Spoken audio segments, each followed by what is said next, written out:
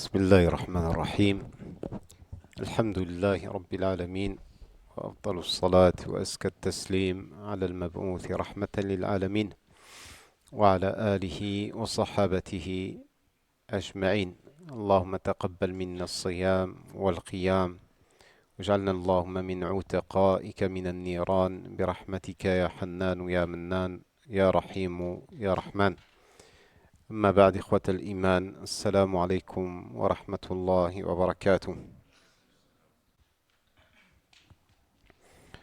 Nous voici donc arrivés à la 29e nuit du mois du Ramadan. C'est la dernière nuit impaire du mois du Ramadan. Et comme vous le savez, notre prophète Muhammad sallallahu alayhi wa sallam nous a dit de garder l'attention éveillée durant les dernières nuits impaires du mois du Ramadan. Et celle-ci, c'est donc l'ultime et la dernière des nuits impaires. C'est là où il y a de plus grandes probabilités que Laylatul Qadr soit, a dit notre bien-aimé prophète Muhammad sallallahu alayhi wa sallam. La 29e nuit est aussi particulière parce que il est aussi probable qu'il s'agisse de la dernière nuit du mois du Ramadan. C'est-à-dire que si le Eid c'est vendredi, cette nuit-là c'est la dernière nuit du mois du Ramadan. Si le Eid c'est samedi, eh bien la nuit de jeudi à vendredi sera la dernière nuit du mois du Ramadan. Donc en fonction du nombre de jours de ce mois, il est probable que cette nuit soit donc la dernière. Dans un hadith, le prophète sallallahu alayhi wa sallam a souligné l'importance de la dernière nuit. Donc, première probabilité, c'est que elle peut être Laylatul Qadr. Deuxième probabilité, elle peut être la dernière. Dans tous les cas, il y a un khair dans cette nuit.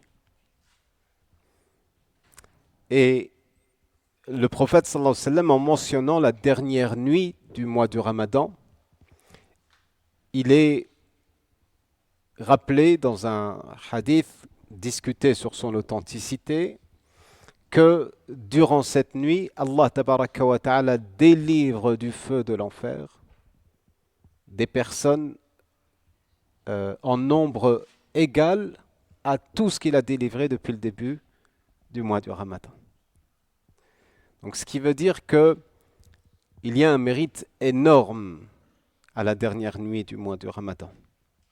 Quand les compagnons ont dit Ya Rasulallah, est-ce que c'est Laylatul Qadr? Il a dit non. Mais les employés obtiennent leur salaire à la fin de leur travail. C'est-à-dire, c'est à la fin du mois que tu obtiens ton salaire. Donc, il va falloir travailler jusqu'au bout.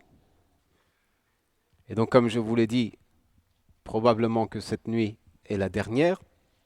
Il y a un mérite à aller à chercher. Car le salaire dépend des dernières actions. Comme l'a dit le prophète Muhammad sallallahu alayhi wa sallam, ô Seigneur, fais en sorte que mes meilleures actions soient les dernières. Fais en sorte que je clôture ma vie avec les meilleures actions de ma vie. Qu'est-ce que ça veut dire? Ça veut dire que la considération de nos actes sera portée sur les dernières. C'est pour cela que notre prophète sallallahu alayhi wa sallam avait dit dans un hadith, il y a des gens qui font des bonnes actions durant toute leur vie. Mais à la fin de leur vie, ils font une mauvaise action. Et ils rentrent en enfer, wal'iyadhu billah. Et par ailleurs, il y a des gens qui, leur vie durant, font des mauvaises actions. Et ils se repentent à la fin de leur vie. Et ils clôturent leur vie avec une bonne action.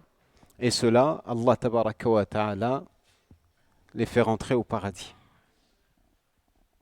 C'est comme les sorciers, les magiciens de Pharaon. Ils ont passé une vie tout entière au service de l'imposture, au service de l'injustice, au service de la tromperie et de l'illusion, pour manipuler les esprits et leur faire avaler toutes sortes de mensonges et toutes sortes de tromperies. Ils ont manipulé les esprits pendant toute leur vie. C'était leur seul travail, être au service du despotisme de Pharaon. Mais lorsque la vérité éclatante leur est apparue, ils ont compris que ce qu'ils faisaient devait cesser et que ça ne pouvait plus durer. Ils ont pris conscience de la gravité de leurs actes et ils se sont repentis. Mais Pharaon n'est pas de ceux qui veulent s'en arrêter là. Il a mis à exécution sa menace. Et pas seulement sa menace, mais il a torturé ces magiciens. Des pires tortures qui puissent exister. Comme le Coran nous rappelle certains effets de cette torture. Ces gens-là, quand ils ont accepté la vérité, Allah tabaraka wa ta'ala rappelle que ils finissent leur vie au paradis. Ils finissent leur vie au paradis. C'est comme il y a des compagnons qui n'ont jamais prié de leur vie. Ils rentrent en islam le soir même ou la journée même, et ils tombent martyrs dans la voie d'Allah tabaraka wa ta'ala. C'est un accès direct au paradis. C'est-à-dire que toute la considération, c'est-à-dire le bilan des actions, se fait par rapport à la fin de la vie. Et la considération des actions se fait également par rapport à la fin de ces actions. En réalité, le message qui nous est passé ici, c'est que la pointe finale, la fin de l'action, doit être appliquée, doit être soignée.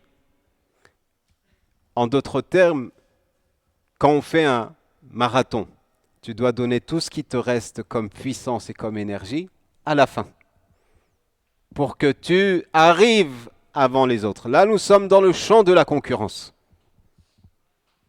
Qui parmi nous va arriver le premier? Celui qui aura le plus d'endurance. C'est une question de résilience. C'est une question de résistance. C'est une question d'intelligence spirituelle. Et elle ne dépend pas toujours de la force physique et de la capacité physique des uns et des autres. Mais c'est son intelligence spirituelle qui fait que on arrive à connaître la valeur des choses. Plus on connaît la valeur des choses, plus on la prend très au sérieux. Plus on la regarde avec un regard attentif. Et il ne faut donc surtout pas laisser passer ce genre d'occasion, car, qui sait, si celles-ci se répéteront. Qu'Allah nous donne longue vie, une bonne santé et la fidélité aux enseignements du Coran et à la sunna du prophète Muhammad sallallahu alayhi wa sallam. Qu'Allah nous épargne les affres de ce bas monde et de l'autre. Qu'Allah efface l'ensemble des traces de nos péchés et qu'il les transforme en bonne action. Et qu'il fasse de nous des êtres élus au bonheur éternel, qui ne connaît ni trêve ni fin, et qu'il fasse que notre plus grand bonheur soit le jour où nous allons rencontrer le Seigneur. Qu'il fasse que ce jour soit pour nous un jour